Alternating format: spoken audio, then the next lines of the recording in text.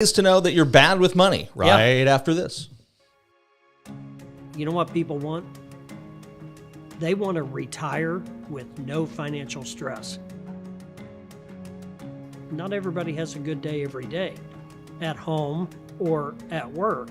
So once people come to the office, hopefully it's an oasis. Hopefully we can have the ability to create a little beacon of hope for people that think they don't have anybody to discuss or ask the dumb questions people don't want to ask. We hopefully are providing a service that, can build relationships with customers for a long time. And I often tell customers to let them know, hey, today we're just going to visit. We're going to get acquainted. And our purpose is to try to be a resource for them. Now that might be something that we have available that we can offer. It may be somebody in our network that we can refer you to. I'm going to be taking a holistic approach. Once they know that I sincerely am interested in what's causing them to be in my office today. You didn't just decide, hey, I've never been in that building. Let's go by there and visit with them. So what's your objective? What's your concerns? What are you trying to accomplish? What's causing you to lose sleep at night? We always want to reflect that positive mental attitude and that positive atmosphere that's going to be inviting and not intoxicating. So we want the atmosphere as people walk in to be something they're going to remember, and they're going to say, hey, you need to go visit these people. They're genuine. You know those times when you provide the service, you know that you just possibly financially secured that family for generations to come.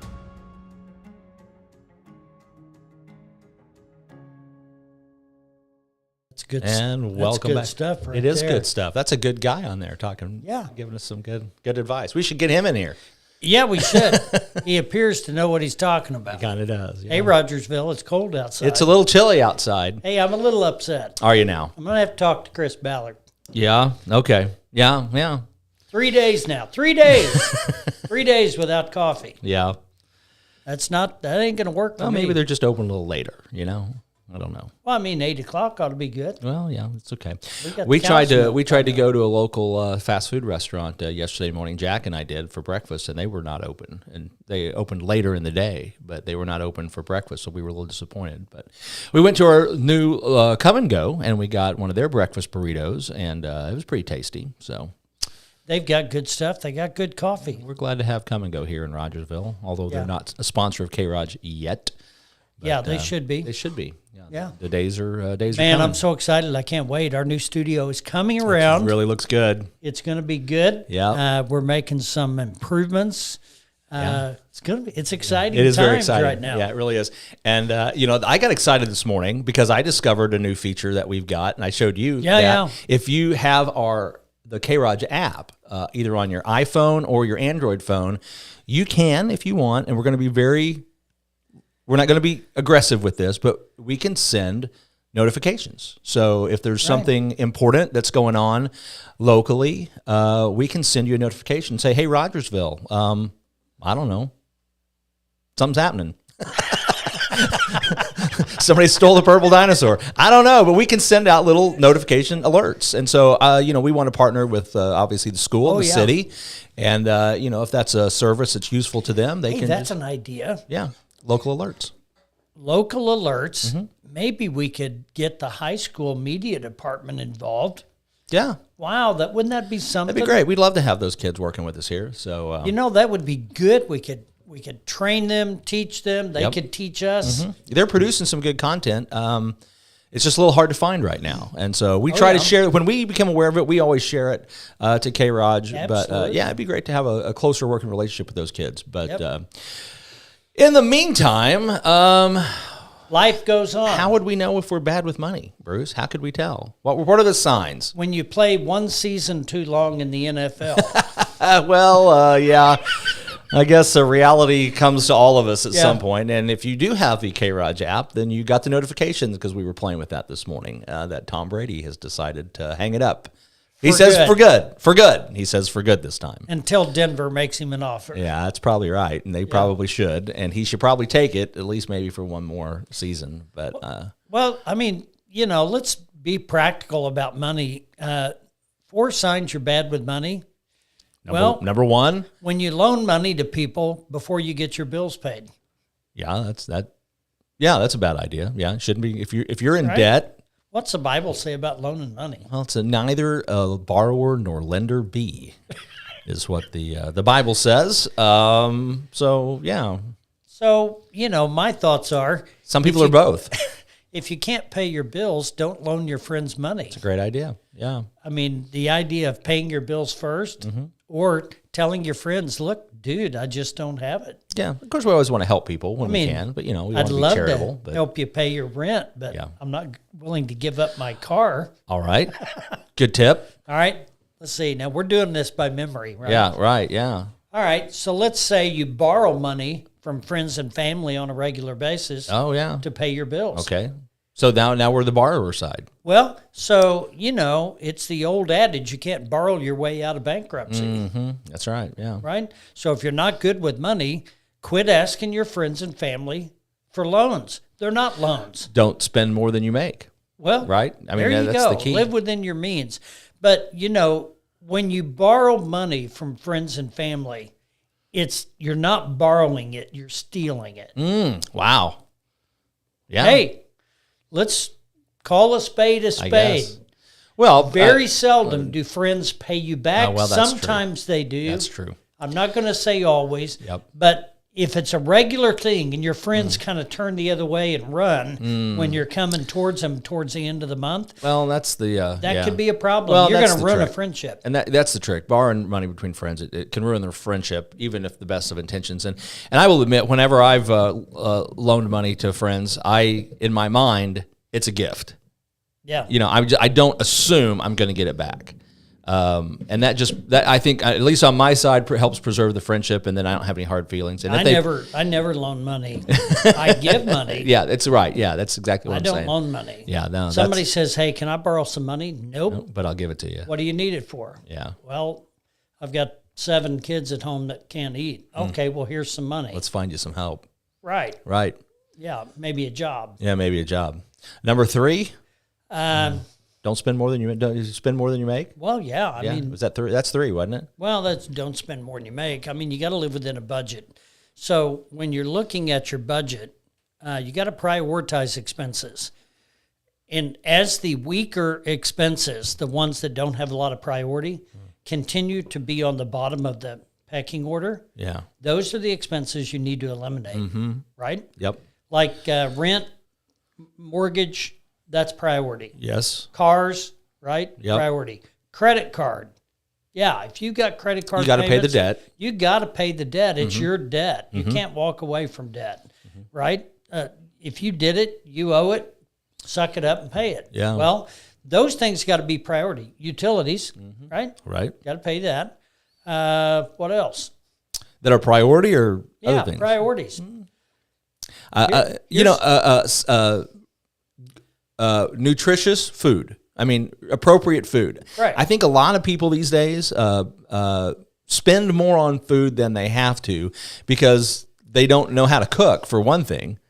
Right? Yeah. So here's an example of that. Okay. So I had a client that's struggling with their budget. I said, and she goes, "Well, I put everything on my credit card every month, and that way I just write one check." The problem is that last month there was about $1,500 more debt than she had a check for. So she brings in her statement, and I said, "Wow, let's see. You like pizza?" She got 18 pizzas last month. Yeah. And she spent money at Costco. She spent money at Sam's. She spent money at the grocery stores. See what I'm saying? Yeah. So she's buying groceries, but yet she don't want to cook, and she's buying a pizza every other day. Yeah. Or more often. And, that's a problem. Yeah, simple cooking with fresh ingredients is healthy, and it's cheaper than eating out all the time. That's right. So if you find yourself, golly, how can you be gentle with coffee people? Story time Coffee's expensive. Morning habits are expensive. Yep. If you got a habit of swinging into McDonald's every day, I do. On your way to work, I do. All right, you need to curtail that. Number one, it's not good for your health. Just ask me after 3 stents. Yeah. Right? Okay, right. Yeah. It's not good for your health. It's not nutrition. No. It's filler. It is. Right? Yeah. So if you're spending $5 to $10 a day just swinging in to grab something to satisfy that urge, all right, that's $300 a month. Yeah. Is it? $10 a day, 30 days in a month. $10 a day. It's not $10 a day. It's $150 a month. Okay, $5 a day. $5 a day. Okay, $5 a day. Yeah. The average person going through Starbucks spends $8.54. Yeah, I don't go to Starbucks. I know. So I get the $1.29 beverage, and I get the $2 McMuffin thing. So I spend about $3.50 at McDonald's. There you go. Yeah, but it's not good for you. He's right. He's spending $100 a month. But it'd be better to buy ammo. Yeah, and the thing is, I can make a really good breakfast casserole for about a tenth of that, and it'll last. It'll last, a week. When I was growing up, the one thing when Mom would drag out the big cooking pot, yeah, we knew what we were eating for the next 10 days. That's right, beans. Right, beans and ham or vegetables or whatever soup it was. All right, so we've got don't spend more than you take. If you spend more money than you take in, that's a sign. If you are borrowing on a regular basis, if you are borrowing money from friends and family on a regular basis, and if you are then also lending money to your friends and family without having paid your debts, those are 3 signs that you're bad with money. Right. So what's number 4? Let's think through it. Yep. What would be a number 4 sign that you're bad with money? If you're $30 trillion in debt and you can't afford to pay the bill. Oh yeah, that would be a good sign. All right. Who do we know that's $300 trillion in debt? 30 trillion in debt. Soon to be 300. Soon to be 300. I mean, so seriously, when you consider a group of baboons, right, in the forest, foraging for food. Yeah. By the way, that's called a Congress. A Congress. All right. And they loan money before they have money. They borrow money to pay their own bills. They give money away when they shouldn't. And they're $30 trillion in debt and have no plan for paying it back. Come on, give me a break. Yeah, that's ridiculous. Right? I think the big, I have come to the conclusion, having read more and more of the tax code, the proposed amendment, H.R. 24 to fair tax, the more I read, the more I learn, the more I understand that the national government is basically a money laundering scheme. Sure it is. That's the main function of the national government at this point in history, is to launder money. Yeah, we've given how much to Ukraine? Yeah, well, no offense to Ukrainians.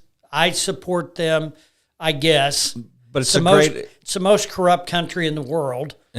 Let's not forget that part, right? Right. They've got all the minerals. Everybody wants their minerals. Everybody, So let's talk truth. Forget the hype. Yeah. It's the most corrupt country in the world. We just gave them $100 billion. Yeah. I don't think so. Well, and here's where I realize that the one of the things that I was like, this is a scam, is we borrow billions of dollars from China, and yet we give China billions of dollars in aid. Yeah. Now, how does that make any sense? It's like, I'm going to borrow money from you to give it back to you, but I still owe you the money, and I'm going to clean it. Yeah, well, but here's the kicker, though. You know what China does with half of that money? I don't want the percentage, but you know what they do? That money that we gift back to China, do you know what they do with that?